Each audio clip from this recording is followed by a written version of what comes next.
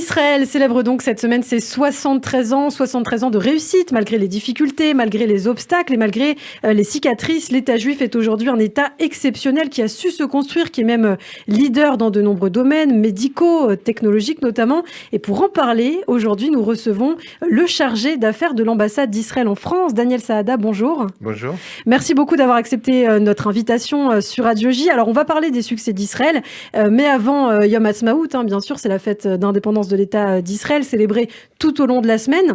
Alors, une question peut-être un petit peu personnelle également. Aujourd'hui, vous êtes en France, mais quand vous êtes en Israël, comment vous passez cette journée si particulière ? Dans la joie, vous savez, c'est une fête en Israël. On se dit Chag Sameach, on se souhaite bonne fête, on célèbre de toutes les manières possibles, avec des réunions, des barbecues, des réunions entre amis. Vous savez, il y a une image magnifique en Israël pour Yom Ha'atzmaut. On distribue aux enfants des marteaux en plastique ou des marteaux gonflables. Et vous connaissez le symbole. C'est parce que depuis le premier jour, nous n'arrivions pas à croire que nous avions réalisé notre rêve. Et ce marteau symbolise ce rêve, puisqu'on se tape sur la tête pour se dire non, ce n'est pas un rêve, comme nous l'avait dit Herzl. C'est bel et bien une réalité. Nous avons créé notre État. Et 73 ans après, nous en sommes fiers. Alors, cette semaine avait lieu également les cérémonies du Yom HaZikaron, le jour du souvenir en hommage aux soldats tombés depuis justement la fondation de l'État d'Israël. Pourquoi c'est organisé ainsi ? Pourquoi ces cérémonies se suivent, Yom HaZikaron et ensuite Yom Ha'atzmaut ? Parce que l'un ne peut pas aller sans l'autre, parce que si nous ne sommes pas capables de nous souvenir de ces sacrifices que nous avons dû consentir pour que l'État d'Israël soit cette réalité que nous célébrons aujourd'hui, alors cela n'aura pas vraiment de sens. Et c'est la raison pour laquelle depuis 1950, depuis le début de la création de notre État, il avait été décidé de célébrer Yom HaZikaron, la veille de Yom Ha'atzmaut, pour bien sceller dans la conscience des Israéliens que le sacrifice de tous ces soldats, de toutes ces soldates, de tous ceux qui ont donné leur vie pour que l'État puisse exister, eh bien, c'est ce prix que nous avons payé pour que nous puissions aujourd'hui célébrer, comme je le disais tout à l'heure. Alors, on peut le dire, en 2020, l'année dernière, Israël a été sous le feu des projecteurs, notamment avec la crise sanitaire. Israël qui s'est retrouvé devant la scène médiatique grâce au succès de sa campagne vaccinale. C'est quelque chose qui a modifié, selon vous, l'image, l'influence d'Israël sur la scène internationale et diplomatique ? En tout cas, ici en France, on le ressent très nettement. Ouais. Vous savez, c'est une grande fierté pour moi, ambassadeur par intérim, et pour l'ensemble de l'équipe de l'ambassade, d'entendre, de voir, partout dans les médias. Voilà, partout dans les médias. Nous n'avons pas l'habitude d'avoir une si bonne presse, d'entendre le président de la République dire qu'il faut prendre Israël pour modèle, qu'il faut suivre l'exemple israélien. Ce n'est pas tous les jours que nous entendons cela. Ouais. Et donc, pour vous, ça a considérablement modifié. Une source de fierté et évidemment une très grande satisfaction de voir que cet exemple que nous donnons, vous savez, au-delà de la fierté, nous sommes très heureux de pouvoir coopérer, de pouvoir collaborer avec nos partenaires à l'étranger. Ici, en France en particulier, il y a des contacts très étroits qui sont établis entre les spécialistes au ministère de la Santé, dans les autres administrations concernées, parce qu'il y a une leçon à apprendre. Pour nous, le modèle que nous avons mis en place, grâce à, je crois, une conscience très forte que nous avons en Israël, des épreuves, du danger, de la nécessité de se mobiliser face à l'urgence. Ce sont des facultés peut-être que nous avons développées au cours des 73 années de notre existence, parce que nous n'avons jamais été épargnés et parce que nous avons toujours été accompagnés par ce que nous appelons cette conscience du danger et de la menace existentielle. Et puis l'intérêt de la vie aussi, tout simplement. L'intérêt de la vie, je le disais tout à l'heure, je viens d'être reçu par la maire du 8e arrondissement, l'arrondissement où notre ambassade se trouve, que j'ai été salué, et elle me disait qu'elle avait très fortement eu cette conscience lorsqu'elle avait visité Israël, de voir combien les gens aiment la vie en Israël. Alors, on le disait, c'est vrai, Israël d'habitude ne fait pas bonne presse. On disait qu'Israël était un État isolé, seul, mais finalement, les mauvaises langues ont eu tort, puisqu'on a parlé de la campagne vaccinale qui a été un immense succès, mais aussi des accords Abraham. L'année 2020 aura été marquée par ces accords magnifiques, accords bilatéraux entre l'État juif et de nombreux pays arabes, comme les Émirats arabes unis, comme le Bahreïn et d'autres. C'est quelque chose que l'État juif, on imagine, attendait depuis longtemps, et c'est une grande victoire diplomatique. C'est une victoire diplomatique. et c'est une victoire de la raison. Vous savez, ce ne sont pas des accords de paix que nous avons signés, ce sont des accords de normalisation, parce qu'il y avait une situation qui n'était pas normale. Il n'y avait aucune raison que nous n'ayons pas de relations diplomatiques avec ces pays du Golfe, avec le Maroc.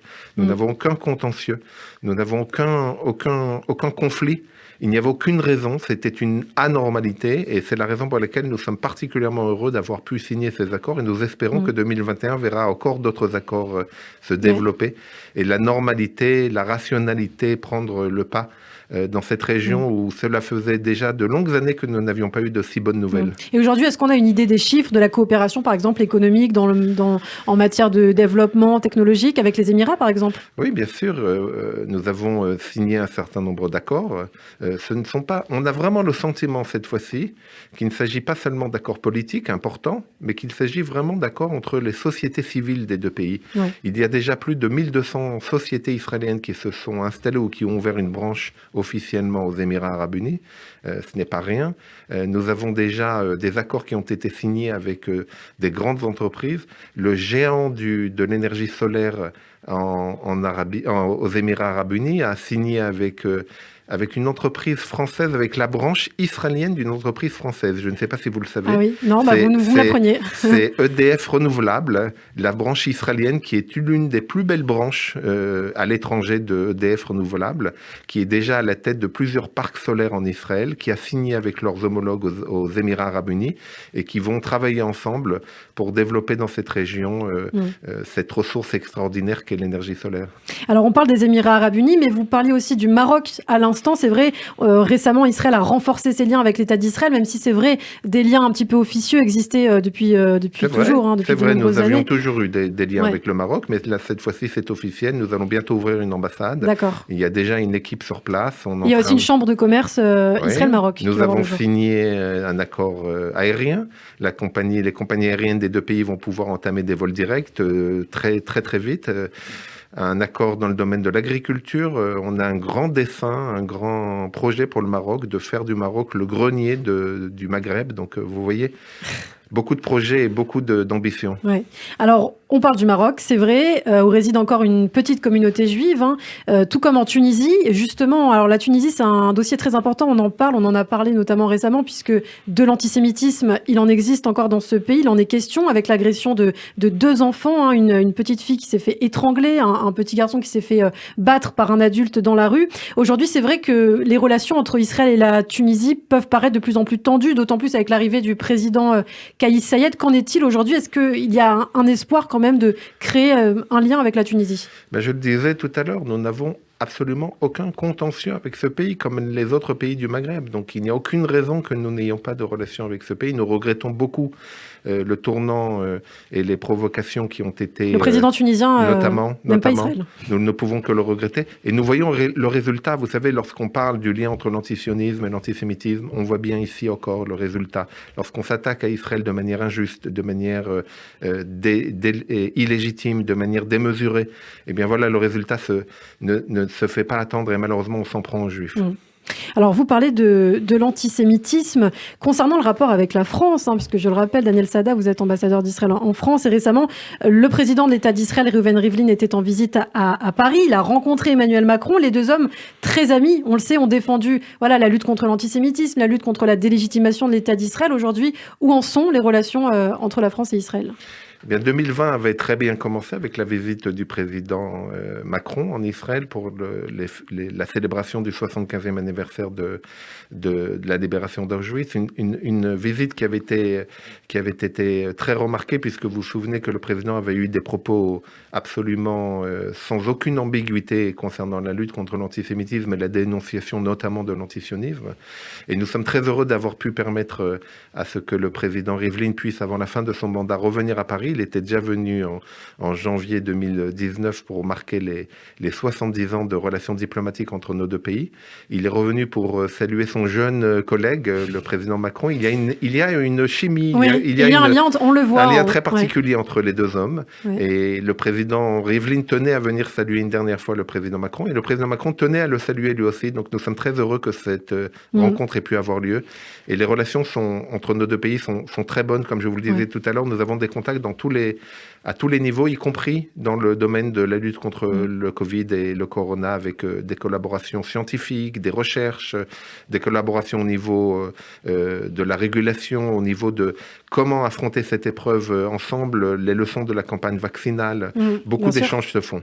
Par ailleurs, pour rester sur la France, vous avez écrit récemment une lettre ouverte à la maire de Strasbourg, Jeanne Barséguian, suite au refus de la ville d'adopter la résolution de lutte contre l'antisémitisme de l'IHRA. Vous parlez dans cette lettre d'une faillite morale. Pour quelle raison ? Parce que je crois qu'aujourd'hui, la lutte contre l'antisémitisme passe par la nécessité de, vous connaissez la formule, de dire les mots sur les mots. Il faut dire aujourd'hui clairement que l'antisionisme, que la haine illégitime d'Israël, que la haine démesurée d'Israël fait partie, est une nouvelle forme de l'antisémitisme. Et ne pas le dire, c'est une faillite morale. Ne pas renoncer à le dire, parce qu'on considérer que cela serait museler la critique d'Israël, c'est un faux débat. Vous savez, nous venons encore d'avoir la quatrième élection, la quatrième campagne d'élection en Israël en 2 ans. Mes concitoyens ne se privent pas de critiquer mon gouvernement. Nous n'avons besoin de personne à l'étranger pour nous critiquer. Nous le faisons très bien nous-mêmes. Donc ce débat est un faux débat. La réalité est que la haine d'Israël est réellement aujourd'hui une partie de l'antisémitisme, et refuser de le dire. Ce texte n'est pas un texte contraignant, c'est un texte déclaratif. Et refuser d'adopter un texte déclaratif, et je pense d'ailleurs que c'est ce qui fait sa force, c'est qu'il ne soit pas contraignant, c'est qu'il soit justement une somme de valeurs auxquelles on essaye d'adhérer. Et le fait que la municipalité de Strasbourg ait décliné cette volonté d'adhérer à ces valeurs me semble être une faillite morale. C'est la raison pour laquelle je me suis permis d'écrire cette lettre. Eh bien, merci beaucoup, Daniel Saada. Merci beaucoup. Vous êtes chargé d'affaires de l'ambassade d'Israël en France à Paris. On aura le plaisir de vous retrouver cette journée spéciale, Yom Ha'atzmaut. Vous avez peut-être un dernier mot à adresser à nos auditeurs pour cette fête d'indépendance de l'État d'Israël ? Oui, un double message. Leur dire bien évidemment Chag Sameach et leur dire que nous espérons de tout cœur pouvoir accueillir très vite le maximum de Français qui veulent venir en Israël. Les choses sont en train de se réguler au fur et à mesure. De nouvelles règles viennent d'être édictées pour permettre sous certaines conditions à pouvoir venir en Israël. Juste un message, nous sommes absolument sous l'afflux de demandes. C'est très très dur pour l'équipe du consulat de pouvoir répondre à tous. Un peu de patience et tout le monde pourra se retrouver très vite sur les plages d'Israël, j'en suis sûr. Eh bien, on l'espère. Merci beaucoup, Daniel Saada. On aura le plaisir de vous retrouver très bientôt sur Radio J. Avec plaisir. Chag Sameach. Chag Sameach.